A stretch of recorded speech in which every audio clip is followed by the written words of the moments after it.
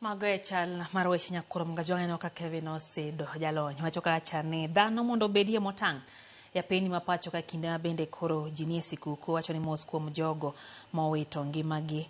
Bende aneno Isdori Omolo mano kanyo kansela wacho ni families moyo oyudo masira makamago ogonegi mos kendo wacho ni ngamia mohinyorego odhuro ahinya. Kuyo kod lal maduong' kaka oganda Luo romowa ma wacho ni wechego matimore Migori mabende puonjo oganda jiwo riwruok luor kod dongruok bende gipuoyo. Oganda ma odhi ataro gi chike mag apaya ibiro kawnegi okang' mar chik kanyo e kindeni mag sikuku e kinde bende migepe mopogore opogore mag piny owacho biro kanyakla mar konyo gawo masiche mag apaya ma osebedo kamedre pacho kae. Kuku marango ratiro mar oganda NCAJ olando chenro mar medo kwan apisa e apini kaka yoduoko chien masiche mag apaya.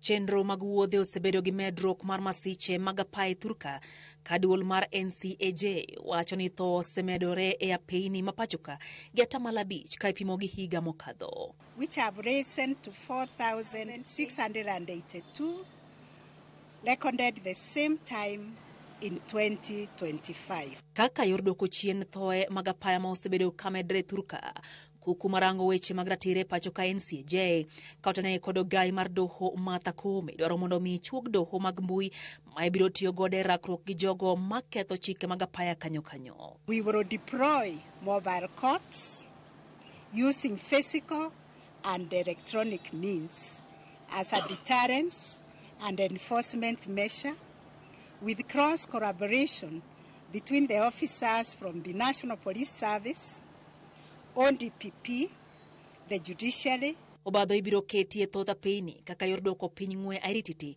mathoro kelo masichego ka bende ponono ne joriemb apiko gi nyamburko ma ibiro yude gi ketho ibiro migi thuolo mar dwoko penjo e nyim doho ka bende ibiro migi thuolo mar bedo kod kindegi mar yalo buchego e yor mbui. Those who will require legal representation will be accorded an opportunity and encouraged to reach out to their advocates within a reasonable time. Jogo matiyo gi apini e pachoka nyalo goyo namba 999 kata 911 kata 112 mar chwalo ripode mag jogo marocho chike mag apaya koriwo koda ka joriembo momer mibadhi matimore apini kod jogo mariembo ataro gi chike. I think no driver should be on the road for more than 8 hours without a stop. We want to urge Kenyans not to pay any bribe whenever they are arrested for violating traffic laws and regulations.